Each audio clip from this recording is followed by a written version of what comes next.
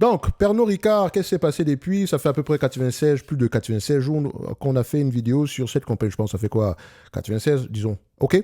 So, on va aller très rapidement, c'est simple. Disons que moi, je n'ai pas lu mes rapports trimestriels, etc. sur cette compagnie, encore que je vais le faire parce qu'il faut que je fasse une note d'analyse sectorielle ici. Et Pernod Ricard, j'en ai besoin pour le secteur ici des spiritueux. Donc, ce que je fais ici pour gagner du temps, simple, disons qu'on dans l'objet de par rapport à cette vidéo. Et donc, on a eu ici un shareholder call. Il faut que je sélectionne. Il y en a un le 27 du mois d'octobre. OK, qu'est-ce qui s'est raconté ici? C'était par rapport à quoi? Parce que j'ai envie de prendre les derniers résultats. Donc, on va prendre les deux, hein. Qu'est-ce qu'on a raconté ici, par exemple? Alors, est-ce qu'il y a eu des questions? Ah non, je pense que je pense que ça doit être un rapport annuel. Oh non, c'est pas important. Je vais enlever ça. Je découvre au même moment que vous, hein, je ne me casse pas la tête, les amis. So, je prends ceci. Imaginez, je n'ai pas de temps, etc. Je prends Pernod Ricard, qu'est-ce qui s'est passé? Je veux un avis général, je sais déjà ce que la compagnie fait, etc. Donc, je prends ça, je viens ici, dans mon prompt, je lance, boum.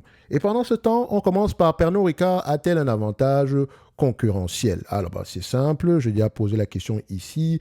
On va prendre ça. La réponse, elle est déjà presque là. Donc, elle possède un mot. Malheureusement, il va dire fossé, il pense en anglais. C'est normal, OK? Ce qui nous intéresse, c'est qu'on sait qu'on parle de fossé, on parle de mot. Donc, on parle d'avantage concurrentiel. L'avantage concurrentiel, si c'est un, actif intangible. Deux, c'est production à bas coût. Techniquement, c'est réel pour ce genre de business. On ne s'attend pas à avoir un switching cost au niveau de l'alcool. Le coût de changement, il est nul, OK? Bon, ensuite, vous avez à peu près pour les aficionados, par exemple, quand tu aimes une marque, bah, tu as tendance à aller avec, mais c'est facile de changer pour un autre. Ok, donc, on ne parle même pas de coûts de changement ici. En ce moment de ça, les coûts de production, ça doit être parce que dans l'entreprise, pour produire à peu près un certain type de whisky, bah, il faut des années, il faut un certain type de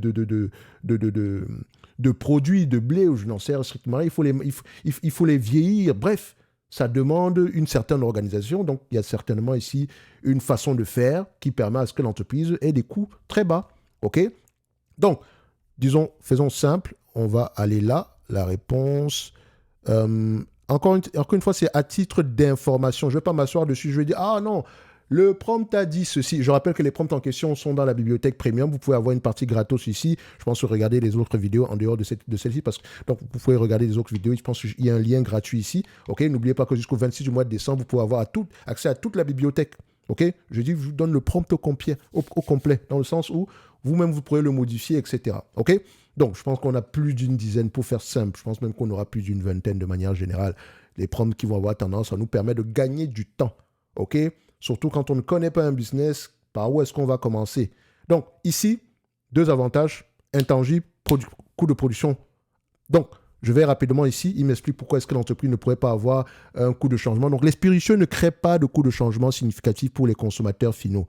Contrairement aux produits B2B ou aux services par abonnement, les acheteurs de spiritueux peuvent facilement changer de marque d'une bouteille à l'autre sans pénalité financière, procédurale ou relationnelle. Oui ou non? On est d'accord. So, on continue. Actif intangible, pouvoir de la marque. Pernod Ricard bénéficie d'un actif intangible exceptionnel qui constitue la source principale de son mot. Okay? Le groupe possède un portefeuille de plus de 240 marques premium, incluant 17 dans le top 100 des marques mondiales de spiritueux, avec des noms emblématiques comme Absolut, Jameson, Chivas Regal, Glenlivet. Donc, ces marques bénéficient d'une reconnaissance globale d'associations de qualité profondément ancrées et d'un pouvoir de fixation des prix que les concurrents ne peuvent pas reproduire sans des décennies d'investissement. L'héritage historique est crucial. Pernod, fondé en 1805, Ricard en 1932, avec une marque comme Martel datant de 1715. Cette authenticité et cette tradition sont impossibles à créer artificiellement. Les marques premium de spiritueux génèrent de la valeur via l'aspiration, l'identité sociale et le prestige perçu, créant une volonté de payer supérieure qui se traduit par des marges élevées. Pernod investit massivement dans la désirabilité de ses marques, okay, pour maintenir cette équité, donc avec en relation en publicité aux alentours de 16% des ventes. Et je pense que c'est quelque chose de non négociable. D'accord? Donc, la diversification géographique et catégorielle, whisky, vodka, cognac, gin, crée une résilience. Les marques locales performent dans leurs marchés respectifs, 6 grammes en Inde et Ricard en France, tandis que les marques internationales stratégiques génèrent de l'échelle globale. Okay? Donc, Voilà les raisons pour lesquelles la finalité, c'est d'avoir c'est d'avoir des marges stables. OK? La finalité d'un pricing power. D'abord, la stabilité des marges, sinon, l'augmentation de ces marges-là. L'effet de réseau, on n'en a pas. L'industrie des spiritueux ne bénéficie pas d'effet de réseau. La valeur qu'un consommateur tire de boire un Absolut Vodka ou Jameson Whisky n'augmente pas lorsque d'autres personnes consomment également ces marques. Oui ou non? Voilà, vous avez la réponse. Production à bas coût. Pourquoi? Pernod possède des avantages de coût structurels significatifs découlant de son échelle globale, de ses capacités de production intégrées en tant que deuxième distillateur mondial avec 10 milliards, 11 milliards de chiffre d'affaires. Le groupe bénéficie d'économies d'échelle substantielles dans l'approvisionnement en matières premières, la production et la distribution que les acteurs plus petits ne peuvent égaler. Pernod possède et opère des distilleries emblématiques. Je ne connais pas le nom. Donc, par exemple, c'est Straisla pour Chivas, je ne savais même pas que ça existait. Distillerie irlandaise pour Jameson, installation de cognac pour Martell. Et il faut vous dire qu'il y a des appellations contrôlées. Vous ne pouvez pas vous appeler whisky irlandais alors que vous n'êtes pas fait en Irlande. Vous ne pouvez pas vous appeler cognac alors que vous n'êtes pas dans cette région-là. Donc, donnant un contrôle direct sur la qualité et les coûts. Le modèle décentralisé avec le Six Brand Company, Absolut Company, Chivas Brothers, Irish Distiller, Martell Mum Perret-Jouet, donc Pernod Ricard et Winemaker optimisent l'expertise locale tout en partageant les fonctions centrales. Donc, la marge opérationnelle, etc. Donc, le reste, c'est du blabla. Bref, elle vous explique pourquoi est-ce que, par exemple, cependant, cet avantage de coût est partiellement partagé avec le leader Diageo et d'autres grands acteurs, le limitant à un avantage large. Faites attention ici parce que le but est simple. Dans ce domaine, il faut avoir des marques fortes, mais il faut surtout avoir le potentiel ici d'avoir un sourcing à bas coût, ainsi que une distribution 5 étoiles. Et je pense que Pernod Ricard, ça va bien se passer pour elle.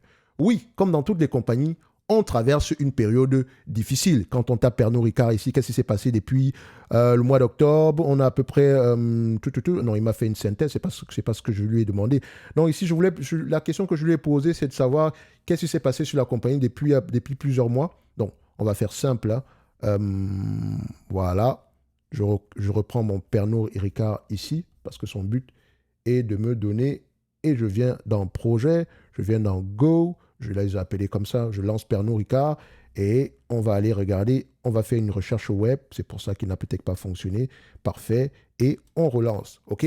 Et pendant qu'on relance, rappelez-vous, on a lancé la transcription ici, je prends mon résumé, qu'est-ce qu'ils disent? Pernod Ricard traverse un premier trimestre de transition pénalisé par des vents contraires techniques et macroéconomiques en Chine et aux États-Unis.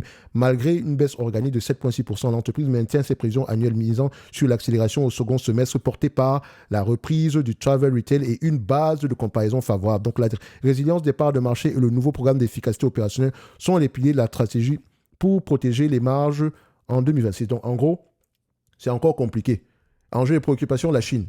OK, l'Inde, l'augmentation massive des taxes au Maharashtra, je ne sais pas comment ça s'appelle ça, pèse sur les volumes, bien que la demande sous-jacente reste forte. Aux États-Unis, incertitude passive par rapport aux tarifs douaniers et on a un effet de change ici qui peut être négatif ou positif dépendamment ici de l'année. OK, donc quand on compare ici par rapport au trimestre précédent, la situation en Chine s'est détériorée en raison de la faiblesse de la consommation pendant le festival de la mi-automne. On ira voir de quel festival on parle. En revanche, aux États-Unis, l'écart de performance entre Pernod Ricard et le reste du marché des spiritueux continue de se réduire. Signe d'une meilleure résilience des marques phares comme Jameson et Absolut. L'introduction du programme d'efficacité de 1 milliard d'euros marque également un tournant plus agressif sur la gestion des coûts. Quand on parle de programme d'efficacité, de quoi on parle? Et par rapport au ton de la direction, je voulais toujours dire, sur ce prompt-ci, je préfère moi-même me faire mon propre avis. Mais il dit ici qu'ils sont prudents et combatifs. Bien que le chiffre du Q1 soit en net recul, Hélène de Tissot a insisté sur le caractère technique et temporaire de cette baisse. Maintenant, il faudra aller juger pas juger, mais on pourrait à peu près utiliser un autre prompt pour regarder qui est le PDG, d'où est-ce qu'il vient, est-ce qu'il a tendance à faire ce qu'il dit, ok, et à dire ce qu'il fait. Ça, c'est également important. Mais il me semble que le PDG de Pernod Ricard a une vision long terme. Je l'ai déjà entendu parler plusieurs fois. Je sais juste que la période actuelle est juste difficile. Excusez-moi. Et ce n'est pas la seule entreprise dans le secteur d'activité. Si la situation de Pernod Ricard ne touchait que Pernod Ricard, là, on allait s'inquiéter. C'est un peu comme quand je parlais de Worldline tantôt tout à l'heure. Adyen, ça va. Pourquoi est-ce qu'elle se comporte mal? OK? Par exemple, quand on parle de Diageo, le secteur des vins spiritueux, Diageo, ça va mal. Et je rappelle, Diageo, watchlist. Ensuite, vins et spiritueux, je pourrais rajouter de l'alcool de manière générale, ça se passe plutôt mal pour le moment. Anheuser-Busch InBev, malgré le fait qu'ils ont une dette énorme, etc. Mais je pense qu'ils sont également en train de s'en sortir. Ça va aller pour elles. Vous avez également des entreprises comme STZ, Constellation Brands. C'est également de l'alcool. J'aime bien ce domaine-là. Je pense qu'on a Ambev, American Beverage, au Brésil. Ça va également. Je pense qu'également on a Molson. Molson, c'est l'alcool de manière générale. Hein. Molson Coors, etc. Vous voyez que toutes les entreprises du secteur, tout le monde souffre. OK? Et pourquoi est-ce qu'on souffre? Les clients ont peut-être réduit leur consommation d'alcool. De manière générale, la consommation d'alcool diminue. Mais la premiumisation est de plus en plus prononcée. Et donc, quand on parle de vin et spiritueux ici, je pense que Pernod Ricard va avoir tendance à vendre certaines marques qui ne sont pas importantes ici et se recentrer uniquement sur la crème de la crème. Je pense que ça permettra à la compagnie ici de faire des économies de manière générale ici par rapport au... Enfin, si c'est sa stratégie, hein, parce que si elle veut maximiser sur le premium, bah, autant mieux sortir ici des marques d'entrée de gamme. Après, ça reste important dans certaines zones. Hein. Bref, on ira voir ce qu'il raconte ici, mais de manière générale, je pense que le management ici continue d'investir pour la qualité de ses dans la qualité de ses marques. Donc, revenons ici pour voir à peu près ce qui s'est passé précédemment. Il ne me donne toujours pas d'informations. Bon, on va se dire ici que ce prompt, il est fatigué en date d'aujourd'hui. Donnez-moi juste un instant. Bon, il était pas... En fait, lui, sa particularité, c'est essentiellement me donner les variations, prendre en considération toutes les variations journalières de plus de 5% et me donner la news ce jour-là. OK? Donc là, je pense qu'il me demande ici quelques informations supplémentaires. On n'a pas le temps par rapport à ça. Le plus important ici, c'était d'abord l'avantage concurrentiel. D'où est-ce qu'il peut provenir et comment est-ce qu'il se met et comment est-ce qu'on l'utilise. On a vu ici que c'est le pouvoir de la marque, le pouvoir de perception de la marque. Donc l'intangible est très important. Et pour que l'intangible continue à être prépondérant, les marques continuent à être fortes, il faut continuer à faire de la publicité, même en période difficile. Et il faut continuer ici à fournir de la qualité. Et pour fournir de la qualité ici, il faut produire dans des zones qualitatives. OK? Enfin, avoir une structure de coût très intéressante dans le sens... Enfin, la qualité vient également avec le contrôle du sourcing, OK? La fabrication, ainsi que la distribution. D'accord? Donc, tous ces éléments-là sont importants. C'est pour ça qu'on parle également d'avantage de coût. Maintenant, au niveau des prix, comme je l'ai dit, on traverse une période difficile pour Pernod Ricard. Donc, actuellement, il faut serrer la ceinture. OK? Il faut serrer la ceinture. Je n'aurais jamais pensé à faire une normalisation des résultats sur ce genre d'entreprise, mais je me dis une chose, on va faire simple. C'est un business qui peut se changer à plus de 15 fois les bénéfices. OK? 15 fois les cash flows opérationnels, même si le marché a tendance à payer plus que ça. OK? Et si on prend une moyenne de 15 fois les cash flows opérationnels, on a à peu près $104, $114 ici, moins la dette nette. Moins la dette nette ici, on a une dette nette de combien? Dette nette aux alentours de 42, 114, 114, moins 42, ça donne à peu près quelque chose en tout 72. Donc le prix actuel est déjà correct. Ça, c'est avec le cash flow. Et j'ai pris 15 et je sais que cette compagnie mérite plus que 15 fois les cash flow opérationnels. Si on prend les bénéfices nets ajustés, admettons, faisons simple. Normalisons les résultats sur les dernières années. Je le fais visuellement. Hein. D'accord? Disons que si on normalise, ici, on sera à peu près aux alentours des 6,70 € comme ça. OK? Après, je peux le faire, on peut également le faire sur le Coifin, etc. Mais on ne se va pas se casser la tête. Un business pareil peut s'échanger à combien de fois les bénéfices? Entre 20 et 15. 15 fois, ça sera difficile pour moi. 15 fois, ça sera difficile. D'accord? Donc, disons, même si on prend 15 fois, si on prend 20 fois les bénéfices, on sera aux alentours de $140, $140, moins $40 l'action, moins $40 de dette nette, on tombe aux alentours de 100. Donc, on oscille un prix entre 72 et à peu près $100. Donc, le prix actuel est intéressant. Maintenant, tout va dépendre des perspectives de croissance à long terme dans les segments premium de la reprise en Chine, le développement ici en Inde. Et ce sont des éléments que vous ne pouvez pas contrôler. Mais vous pouvez contrôler le prix, vous pouvez contrôler la qualité du business. Qu'est-ce qui fait de ce business un business qualitatif? Regardez l'infrastructure de la compagnie. Parce qu'il y a des éléments, il y a des produits qu'elle vend en date d'aujourd'hui par exemple, si c'est du cognac, pour s'appeler cognac, il me semble qu'on doit produire la liqueur en question dans une zone bien déterminée. Est-ce qu'elle a un pricing power? Là, ça va se jouer au niveau des marges. Et en période difficile, on regarde ceci, on observe que les marges, est-ce qu'elles sont stables ou décroissantes? On dézoome, elles sont plutôt stables. Elles sont plutôt stables. On a une oscillation sur les dernières années ici, sur les 10 dernières années, c'est entre 62 et 60%. C'est la même chose. Ensuite, marge EBITDA, situation difficile. Donc, on aurait une pression, on peut avoir une pression sur le plan opérationnel. Mais qu'est-ce qu'on observe ici? L'entreprise arrive à maintenir des marges EBITDA de 30%. C'est magnifique. D'accord? C'est magnifique. Le chiffre d'affaires est, lui, en léger retrait. Donc, il y a des éléments défavorables pour le moment. Mais si vous pensez qu'on ne va plus jamais consommer d'alcool ou quoi que ce soit, n'investissez jamais sur cette compagnie. Moi, je pense complètement le contraire. Mais maintenant, tout dépend du prix. Et je pense que le prix que le marché commence à proposer en date d'aujourd'hui est intéressant. Maintenant, quand est-ce que le cycle va se relever, le marché va se relever, je ne sais pas. OK? Mais il y a une chose qui est certaine, c'est que si les dernières entreprises à mourir seront Pernod, Diageo ou bien LVMH sur la branche ici, Moët Hennessy. Et encore que Moët Hennessy, on a un partenariat avec Diageo. OK? Le dividende, je sais que c'est la partie qui intéresse généralement les gens. Est-ce que le dividende, il est stable? Et le dividende, on le paie avec les free cash flow. Pour le moment, on s'endette pour payer le dividende. Et ça, je n'aime pas ça. Il faut dire la vérité, je n'aime pas ça. Il est préférable que cette compagnie coupe le dividende ou bien réduise le dividende. Qu'importe, oui, peut-être payer 80% du montant actuel, donc aux alentours ici des $4, au lieu de... même pas $4, parce qu'ici c'est $4, même ça sous-entend qu'on rapporte à peu près $5,28. Mais là, on s'attend à des free cash flow. On s'attend à des free cash flow ici pour l'année 2026 de $4,50. 4,50 €, excusez-moi. Si on prend 4,50 €, je peux faire qu'on paye grand max 80% de son montant. Et encore, on a de la dette. Ça fait 3,60 €.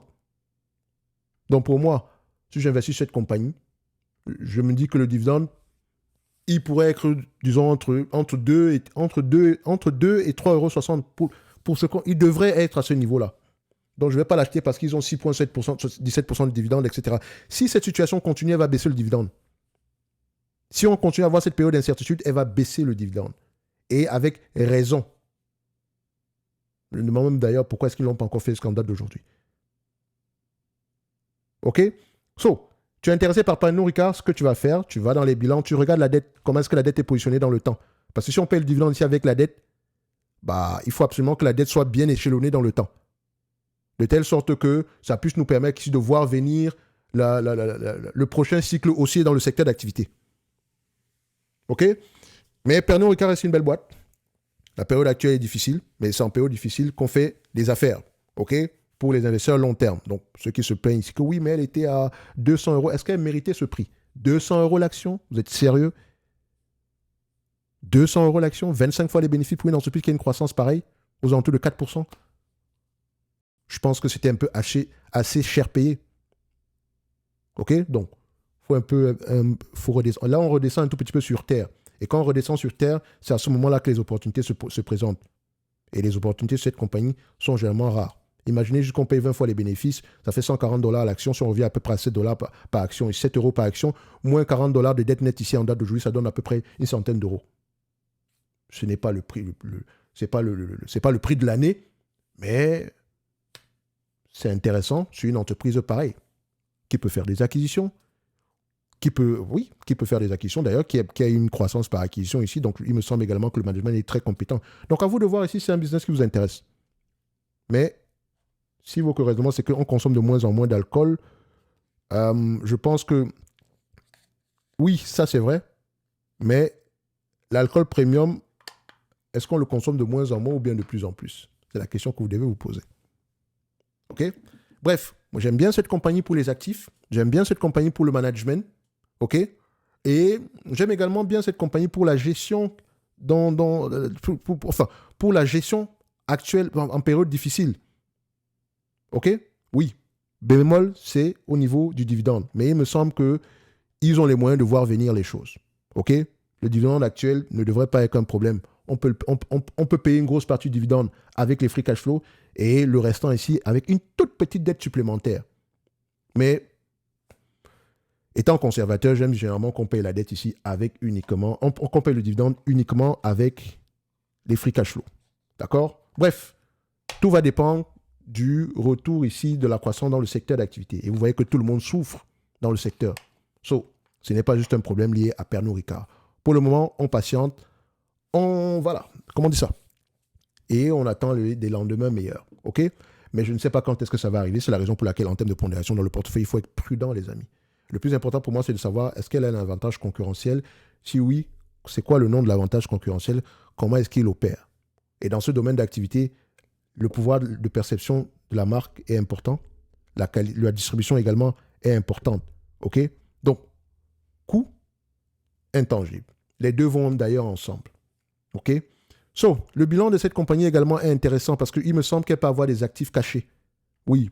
Combien vaut ici sa zone de production dans la région, dans les différentes régions dans lesquelles elle opère? Et je rappelle que pour avoir certaines appellations, vous devez produire dans les régions en question. Et il me semble, par exemple, il me semble que dans ces... Enfin, ça allait vérifier. Hein, le foncier est rare dans certaines régions. Donc, ça peut avoir une valeur qui n'est pas dans les bilans présentement. C'est un peu comme RCO. Au début, j'avais ce problème-là, mais il me semble que RCO également, c'est la même chose. Rémi Cointreau. Si je veux acheter cette compagnie, je pense que les actifs tangibles nets m'intéressent bien plus que la partie opérationnelle. Et ces actifs tangibles nets-là peuvent être bien plus élevés que ça.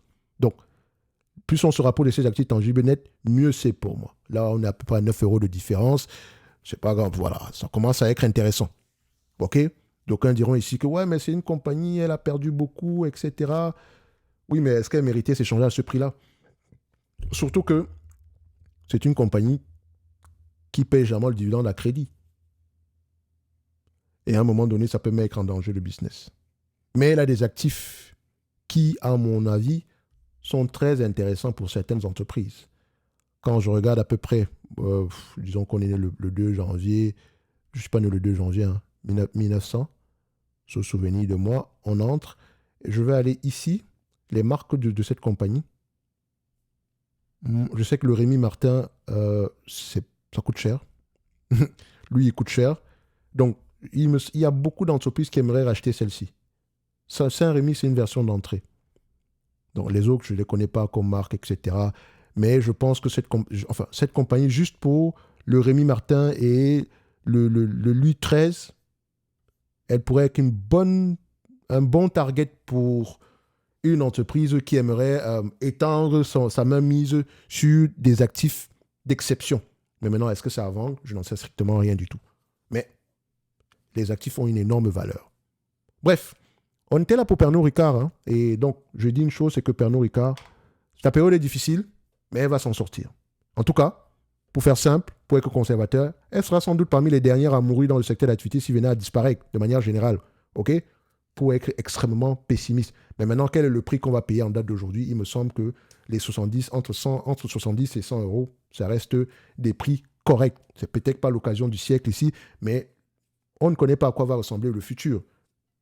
Mais en période difficile, voir comment est-ce qu'une entreprise pareille arrive à maintenir les marges, c'est un signe positif. Bref, tous les secteurs d'activité suivent des cycles et le secteur des spiritueux ne fait pas exception. Le plus important, c'est d'être solvable le plus longtemps possible. C'est la raison pour laquelle on doit protéger on doit être le moins endetté possible ou bien avoir une structure financière assez solide. C'est pour ça qu'il faut aller...